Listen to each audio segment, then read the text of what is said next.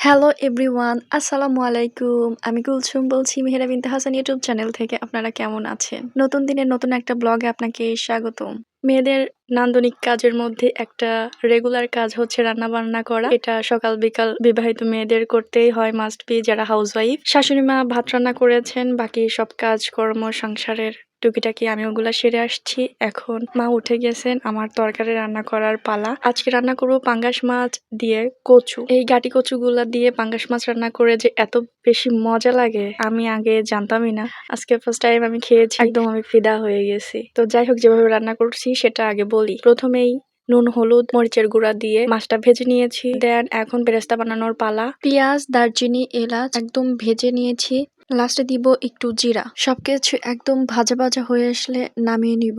একটা মজার বিষয় কি, আমি যতবারই দারচিনির কৌটা খুলি ততবারই আমি একটু করে দারচিনি আগে খাই, তারপরে হচ্ছে তরকারিতে ইউজ করি। আমি এত বেশি দারচিনি পছন্দ করি যেটা এক্সপ্লেইন করার মতো না, অনেকে বিশ্বাস করবে না। আমি শুধু শুধু দারচিনি খাওয়ার জন্য দারচিনি কিনে রাখি। এখন আবার মেইন রান্নায় ফিরে আসি। হলুদের গুঁড়া, মরিচের গুঁড়া, ধনিয়া গুঁড়া, পেঁয়াজ, মরিচ সবকিছু একসাথে দিয়ে এখন বেশ কিছুক্ষণ কষিয়ে নিয়েছি। দেন দিয়ে দিয়েছি কচুগুলো। এই কাটি কচুগুলো অনেক আগে থেকেই হচ্ছে সেদ্ধ করে রাখা হয়েছিল।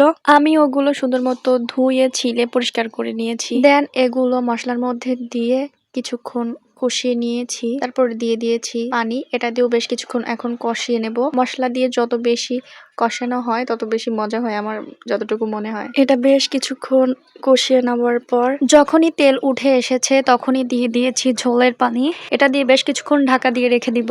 যখনই ঝোলের বলক ওঠা শুরু হয়েছে তখনই দিয়ে দিয়েছি ভেজে রাখা পাঙ্গাস মাছগুলা। দেন কিছুক্ষণ জাল করে দিয়ে দিব বেরেস্তা বাটাটা। এটা দিলে তরকারির টেস্ট হয় অনেক বেশি। এটা গ্রাম বাংলায় সবাই ম্যাক্সিমাম ব্যবহার করে। আমি জানি না শহরের মানুষ কিভাবে কি রান্না করে, তবে গ্রামের প্রত্যেকটা মানুষই বেরেস্তা ইউজ করে। যখন একটু ঝোলটা ঘন হয়ে আসছে তখন নামিয়ে নিয়েছি। আর এই তো ফাইনাল লুক। দেখতে ইয়াম্মি, খেতেও ইয়াম্মি। তারপরে আমি খাওয়া দাওয়া করতে বসে গেছি। এটা এত বেশি টেস্ট হয়েছে, আমি তো জানতামই না যে এভাবে রান্না করলে অনেক বেশি মজা হয়। এর আগে আমি ডিম দিয়ে খেয়েছি, ইলিশ মাছ দিয়ে খেয়েছি, কিন্তু পাঙ্গাস মাছ দিয়ে কখনো ট্রাই করা হয়নি। কিন্তু আমি তো এর ফ্যান হয়ে গিয়েছি। আলহামদুলিল্লাহ, অনেক মজা। অনেকগুলা ভাত খেয়েছি। কেউ কি মাছ দিয়ে এভাবে কখনো খেয়েছেন কমেন্টে জানিয়েন। আর ইদানিং ভিডিওতে ভিউ হচ্ছে না কিসের জন্য বুঝতে পারছি না। সবাই প্লিজ যারা যারা ভিডিও দেখবেন লাইক কমেন্ট করে দিন।